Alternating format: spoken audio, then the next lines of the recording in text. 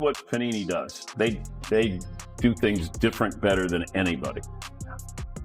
Maybe if somebody wants to open theirs up, and then I can look and see what it looks like. I think Todd should have to open his up because I want to keep mine in mint condition. I don't know. I mean, I'd rather keep it in the car. you don't. I mean, that's Seton. Target sold out of $85 in a matter of hours. Panini's website is crashing due to pre-orders. This is what occurs when Caitlin Clark, who hasn't played a game in months, gets featured on a product during the off-season. When Dan Patrick opened that collection on live television, his first reaction was to keep it closed. Don't open it. This will have some value. That response reveals everything about the current state of the Caitlin Clark phenomenon in December. However, this release is especially noteworthy for the following reasons. There may be a labor strike in the midst of the WNBA. Players are demanding higher compensation, and if their demands aren't satisfied, they threaten to skip the 2025 season. However, neither collective bargaining nor income sharing are the main topics of discussion in the mainstream sports media this week. It concerns a single player's collection of trading cards that is creating more excitement than the rosters of the entire team. No, it's meant to be open. Open and looked at. No, it's meant to be open, looked at. But I'm going to keep mine wrapped. I'm going to keep mine wrapped too, because I'm getting a pie in the face. Right. So this is it right here. So he goes on to talk. Practice safe card collecting. That's smart. All right. Smart. Okay. Wait, how much time is left? What are your thoughts on her form here at the, you might as well critique it while we're doing it. Doug Gottlieb's the one that said that she needs to It's not change. great. It's not great. That is an awesome. Take a look at what Panini put in this package. A total of 32 trading cards. Each pack contains 4 cards. Each unit contains 8 packets. 50 cards with Clark wearing her Indiana Fever uniform. 10 lifestyle cards that depict her off the court. Autographed copies with extremely uncommon color blast inserts. Even her Time magazine cover, which positioned her as the face of women's basketball prior to her playing a single professional game, was included. This isn't your typical rookie card release. Panini is presenting a second-year WNBA player like a crossover-appealing, well-established superstar. She is being packaged in the same manner as LeBron or Steph Curry, and the market is reacting precisely as Panini anticipated. Nobody was put off by the $85 price point. Due to the urgency created by the restricted supply, sports collectors who have never seen a WNBA game are suddenly rushing to obtain sealed boxes because they recognize investment value when they see it. 25 Caitlin Clark, 100 card set including 50 Caitlin Clark WNBA and 10 Caitlin Clark lifestyles featuring 4 cards per pack, 8 packs per unit for a total of 32 cards. Looking for the exclusive green halo, green laser parallels. Look for autographs and the ultra rare color blast. Insert one exclusive keepsake highlighting the career of Caitlin Clark. They definitely on their job with getting Caitlin Clark pretty much back in the headlines, bruh. So this is it here, y'all. This is it. This is the cover here. That's hard. 32 trading cards, autographs. My thing is, how many of these will be available? Like, is it a limited supply of these? Like how they going about this? I don't know. It's just very interesting. What half of the league has been thinking but won't openly express was recently revealed by Sophie Cunningham. She is not the league's public face. Who would Sabrina be? No. She goes on to claim that anyone who believes the WNBA wouldn't be where it is now without Caitlin Clark is as stupid as she said exactly that. From a player who faced Clark and lost to the Fever in the postseason, who has every incentive to minimize her significance. Since April, this debate has caused division among WNBA supporters.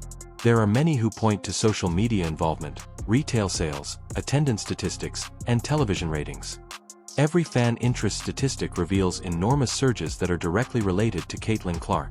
The next closest team, the Las Vegas Aces, had 620 viewers per nationally televised game, compared to the Fever's average of 1.2 million. It's not a small change. That is almost twice as much. Conversely, there are fans who have supported the WNBA for decades, who witnessed Diana Taurasi's dominance, who rejoiced over Candace Parker's victories, and who valued the league before it became fashionable. They consider the hype around Clark to be insulting to the players who laid the groundwork for her success. Regarding that history, they are also somewhat correct. However, Sophie Cunningham is not discussing the past. She is discussing the present, which is today in December. Guys, it's your boy John, a Liquidator, coming back with another video, and it looked like Caitlin Clark has broken the internet yet again. Guys, for this one here, we got to go all the way up to Indy. Let's get it. Let's go. Man, I hope everybody's having a great holiday week. Man, I know I've been away the last couple of days, man, getting ready for the holidays. I kind of chill out around this time of the year. Those of you guys who kind of been following the channel for a while know around the holidays, I like to spend time with family and just kind of take it a little easy, man.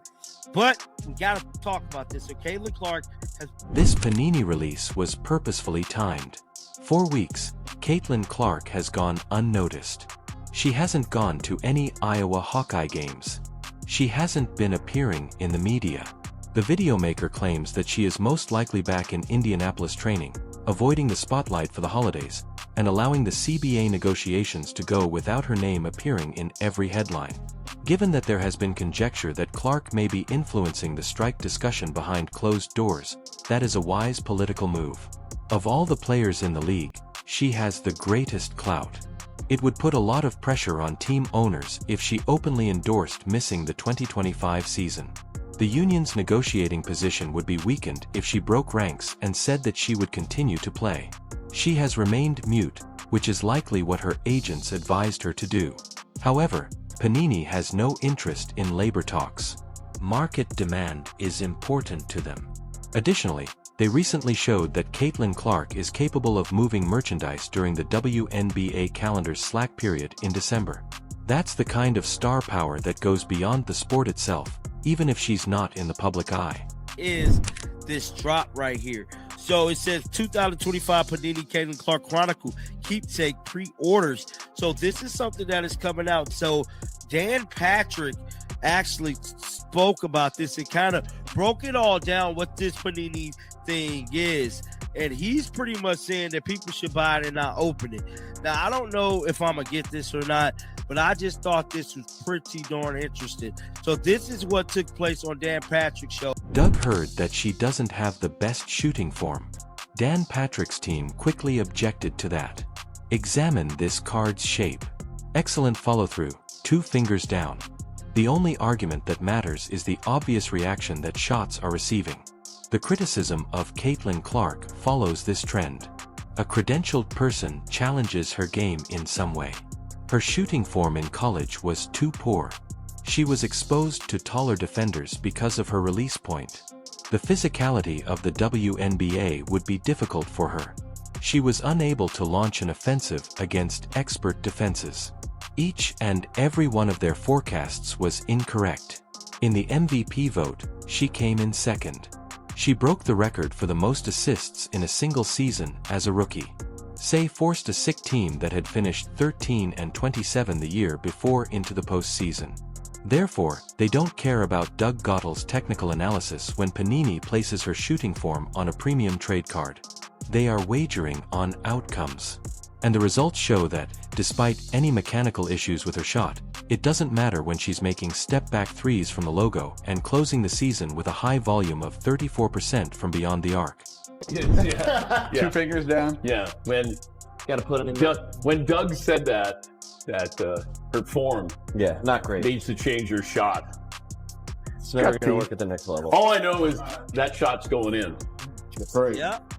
So shout out to Dan Patrick for giving us a breakdown of this Caitlin Clark collection that has been released by Panini. So this is what is in the inside of there. It says pre-order Panini Caitlin Clark Chronicle. So as you guys can see here, it says 32 trading cards. Wow. It's Caitlin Clark in Indiana Fever All-Star Game. I believe her Time Magazine stuff is in there. Sold out at Target. Said it's sold out at Target. So this is $82. This is what the card collection actually stands for. Panini is placing a wager that Caitlin Clark's marketability will rise rather than fall over time. A sealed 2025 Chronicle box will be worth more than $85 in 5 years since her fame will have grown. They are not placing that wager on other WNBA players, even those who have won titles and MVP honors. In 2023 and 2024, A.A. Wilson received consecutive MVP awards. She guided the Aces to successive titles. By practically every statistical metric, she is the best player in the WNBA.